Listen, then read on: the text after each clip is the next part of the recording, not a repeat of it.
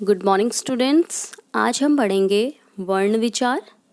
बच्चों, हमने पिछली कक्षा में पढ़ा था भाषा, लिपि और व्याकरण। तो बच्चों, उस पाठ में हमने जाना कि मनुष्य ने पहले सुनना सीखा और फिर बोलना।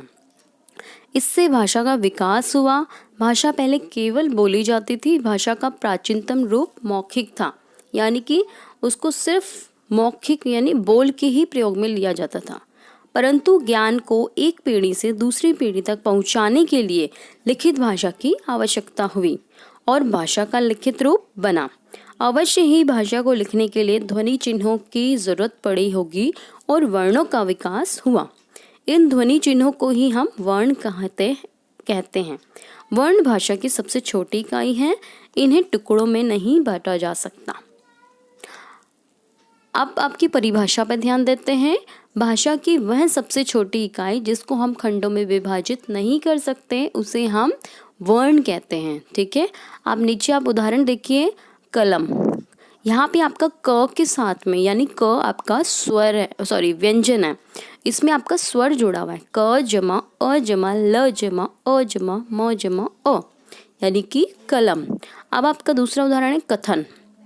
क जमा अ जमा थ जमा अ जमा न जमा अ, यानी कि कथन। तो आपको पता चला कि अब आपके यहाँ पे बिल्कुल स्पष्ट है कि आपके जो व्यंजन है उनके साथ आपका स्वर जुड़ा है और साथ ही हम उसके और अधिक टुकड़े नहीं कर सकते। चलिए आगे बढ़ते हैं। वर्ण की विशेषताएं। बच्चों, एक चीज मैं आपको बता दूं पहले ही कि जो आपकी वर्ण है वो आपके कुल 52 है, यानी कि 52 संख्या है वर्ण की हिंदी में। अब आपके यहाँ पे वर्ण की जो विशेषताएं हैं उसको हम ध्यान देंगे। वर्ण ध्वनि चिन्हों का लिखित रूप है। वर्ण को खंडित नहीं किया जा सकता। जो आपके वर्ण हैं वो आपके स्वर भी आपके वर्ण कहलाते हैं और जो आपके व्यंजन वाले वर्ण हैं वो भी आपके वर्ण कहलाते हैं। अलग अलग भाषाओं में वर्णों का रूप, संख्या तथा उच्चारण अलग अलग होता है। अब यहाँ पे देखिए बच्चों कुछ उदाहरण।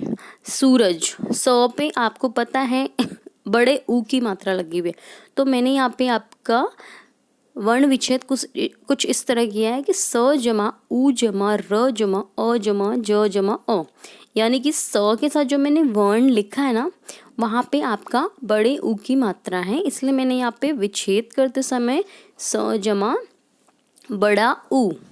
ठीक है, फ जमा बड़ा ऊ जमा ल जमा अ, यानी कि फूल। र जमा आ जमा घ जमा व जमा अ, यानी कि राघव।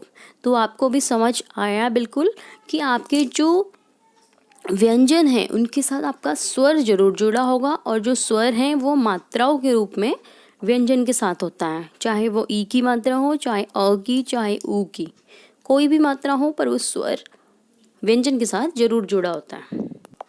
चलिए आगे बढ़ते हैं। वर्णमाला, वर्णों का व्यवस्थित रूप वर्णमाला कहलाता है।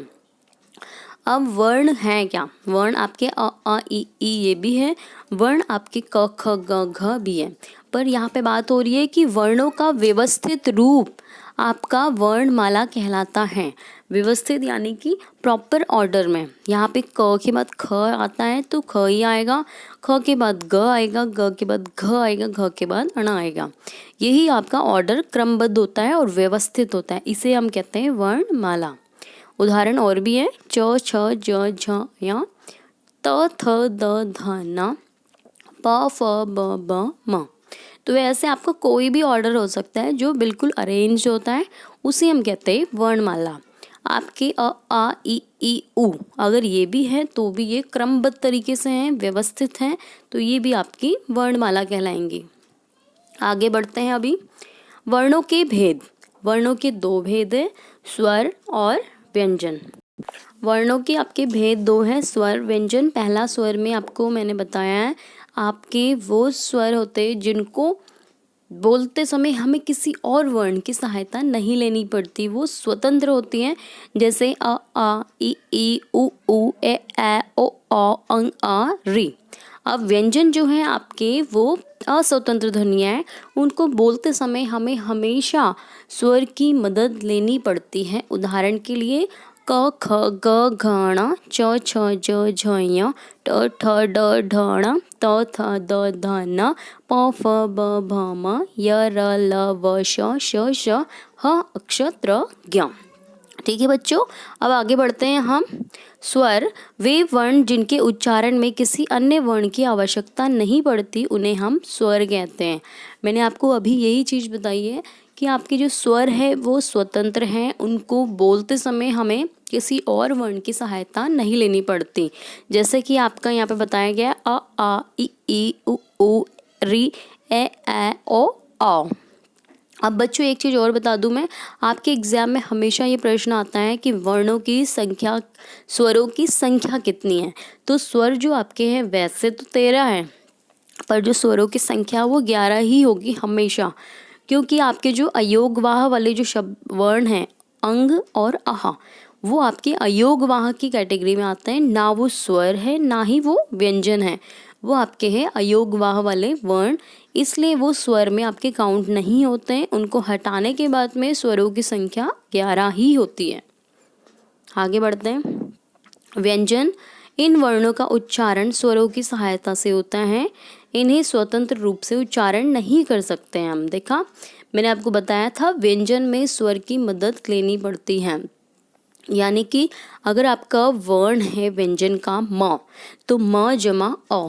अगर आपका वर्ण है व्यंजन वाला न, तो न जमा अ, मतलब कि अ आपका तो किसी भी कीमत उसके साथ छिपा रहेगा। अगर आपका वर्ण है व्यंजन में च, और अगर उसमें लगा देंगे हम चो, मतलब कि चोर वाला, तो उसमें भी आपका ओ छुपा हुआ है, तो आपका यहाँ पे आएगा च जमा ओ। ठीक है, अब हम यहाँ पे देख लेते हैं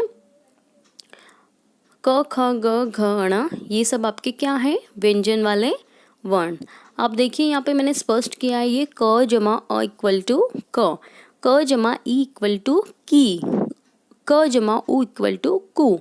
ठीक है, तो इस तरीके से आपके हमेशा व्यंजन के साथ स्वर होते हैं, पर स्वर के साथ व्यंजन नहीं होते।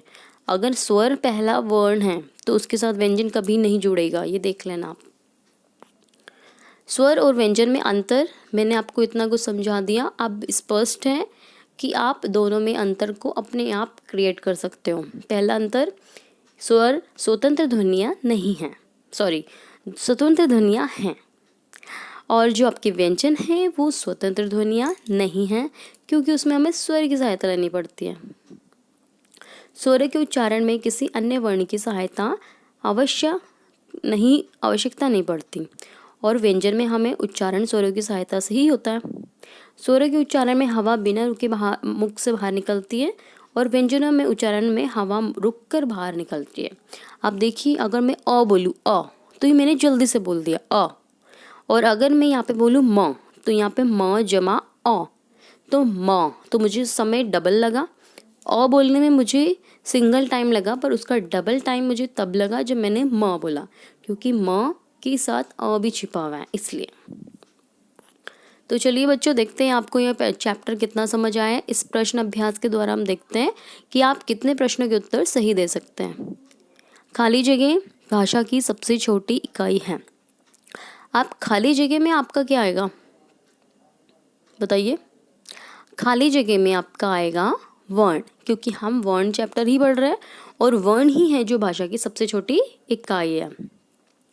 वर्ण खाली जगह का लिखित रूप है, यानी कि जो वर्ण है आपका, वो आपका ध्वनि चिन्हों का लिखित रूप है। वर्णों का व्यवस्थित रूप कहलाता है। क्या कहलाता है वर्णों का व्यवस्थित रूप? अभी बताया था मैंने आपको, व्यवस्थित मतलब प्रॉपर ऑर्डर में जब होता है तो वो कहलाता है आपका वर्णमाला। हिंदी में स्वरों की संख्या है 11, ये तो आप सबको याद हो गया होगा अब तो। वह वर्ण जिनके उच्चारण के लिए हमें स्वर की सहायता लेनी पड़ती है, उसे हम कहते हैं क्या? स्वर या फिर व्यंजन? व्यंजन। गुड। तो चलिए बच्चों, आशा है कि आपको ये पाठ समझ आ गया होगा। अब हम अगली कक्षा में इसी चैप्टर को अच्छे से पढ़ेंगे और इससे भी अधिक जानकारियाँ प्राप्त करेंगे, जैसे कि संयुक्त व्यंजन क्या है, अयोग वाह क्या है, ऊष्म व्यंजन कौन से हैं, तो ये सब, और वर्ण का विच्छेद हम कैसे करते हैं, ये सब जानकारी हम अगली वीडियो में देखेंगे।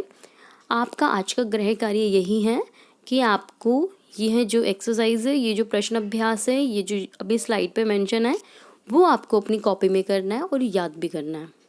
अगली कक्षा में मिलते हैं, तब तक के लिए धन्यवाद।